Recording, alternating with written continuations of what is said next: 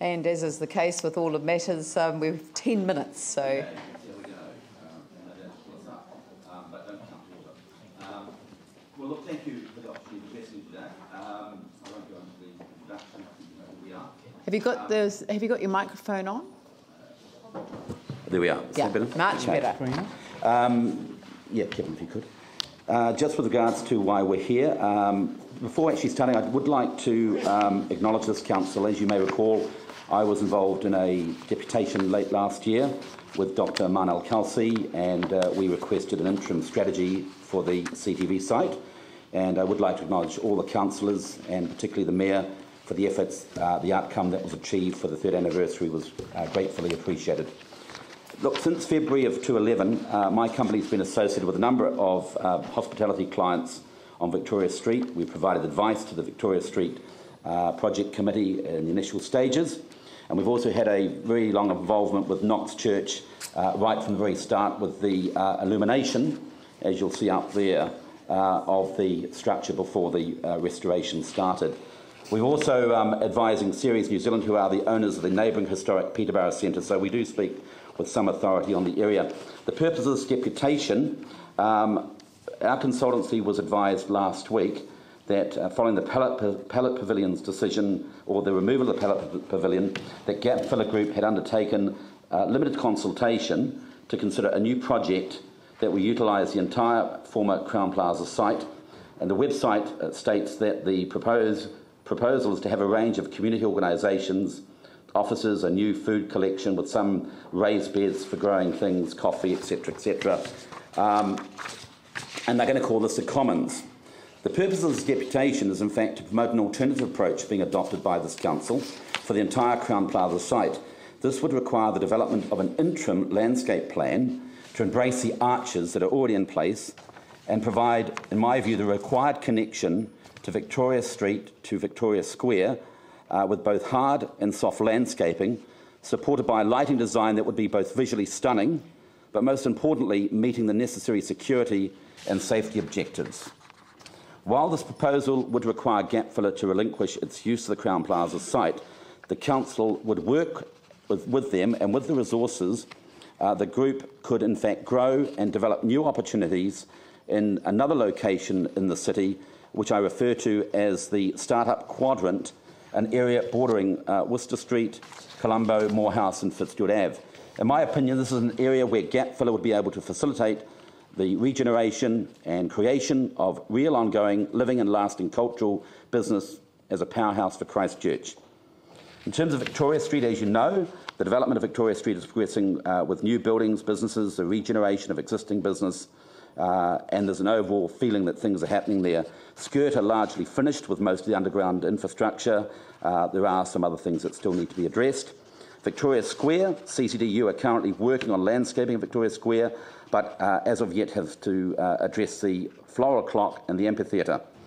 The City Council arches on the Crown Plaza site, temporarily occupied by Gap Filler. The arches, in my view, are an excellent connecting structure that is surely the next stage of the urban design regeneration of the area. It has widespread public and critical acclaim and is waiting for an appropriate landscaping development to replace what I describe as the wobbly shingle. In the rest of this area, Gap Filler are attempting to rebrand it as the Commons. However, feedback I have received suggests that some people see this as a messy, open market shantytown style of temporary, relocatable huts, containers, etc., caravans, food, etc., and maybe it's time for this to be rethought in terms of the use of that site. As already mentioned, Gap Filler are consulting for the replacement of the Pallet Pavilion, but I respectfully submit today that this proposal is a retrospective, backward-looking solution. However, what they are suggesting may well work on another location, but not on the Crown Plaza site. The consultation, according to Gap Filler and the website, started on the 21st of May and closed on the 28th of May. And whilst professing to be seeking ideas, the website has fully realised sketches outlining a fully formed concept. For a group that is professed to be a community-based with a high standard, it is a surprise that they have not embraced meaningful community consultation outside of their enclosed stakeholders. And as a PR professional with many contacts and clients around Victoria Street, I've not heard of any engagement by gap filler with the business community. I submit that the proposed plan by gap filler is a return to their past of the messy market style. The philosophy, according to their website, is we want to live like common people. The common people, the Christchurch residents, enjoy the malls and the various markets, but I understand they did not necessarily support in great numbers the markets that were offered by gap filler. The start-up quadrant that I've referred to, this is where amongst the spaces, the warehouses, the commercial buildings, the bohemian businesses, the start-ups, Epic, etc., in my opinion, this is where an opportunity for gap filler, with the support of the council, could be developed. It strikes me that gap filler and its cluster groups will have a better grasp of finding and attracting, communicating and interacting with these new startups. So the proposal I put to you, it's time to embrace the future and progress with recovery by utilising the best urban landscape design to create a central space that reflects Christchurch as an urban landscape design at its best. Councillors, I argue that the arches are the logistical start where a quality urban landscape design led by this council is the norm, even if it's temporary, for our high-profile sites. Such an approach demonstrates a real commitment to the business and residents who identified with the special area and who are its real non-relocatable future. I submit that the gap filler proposal is a step backwards to recreate a temporary past and is not the real future for the Crown Plaza site. In summary, I request that the Council demonstrate civic leadership and seek design proposals for the special area that reflects and enhances the connection as articulated by the arches that are already there between the bustling Victoria Street and Victoria Square. That the Council investigates and works constructively with gap filler to populate what Momentous PR has suggested is a start-up quadrant with creative projects, spaces, regeneration using their networking design skills.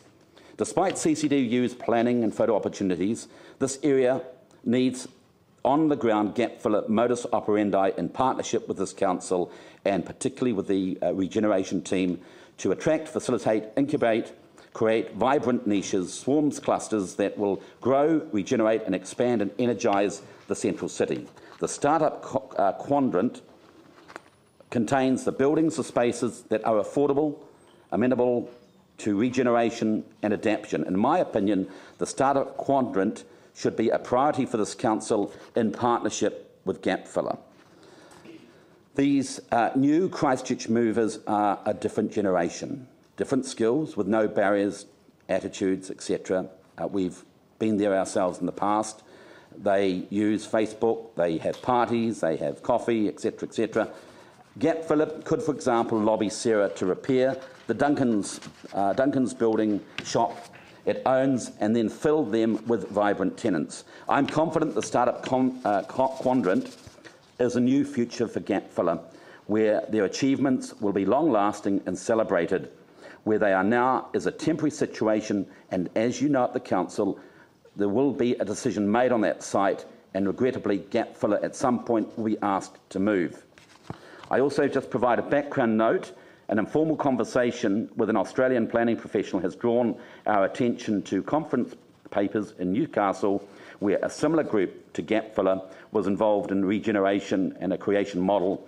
I am proposing that the council may want to, with gap filler, research this to establish some ideas for moving forward. Thank you very much. Thank you. Tim. Thank you, David. Do you have a group of interested parties that would be willing to support in funding the design that you're talking about for that area, or is it going to be relied on council to do that? Look, I think at this stage it was a little bit like the CTV site. There was a group of private individuals that were prepared to support that site. I'm sure that it wouldn't be difficult to bring on board people that would be prepared to look at that. And Kevin Corley, sorry, I should have introduced, is a lighting designer that I've worked with. Kevin has already done work with gap filler with the Pallet Pavilion. He was involved with me on the Knox Church. I've spoken with Di Lucas and had a preliminary discussion with her.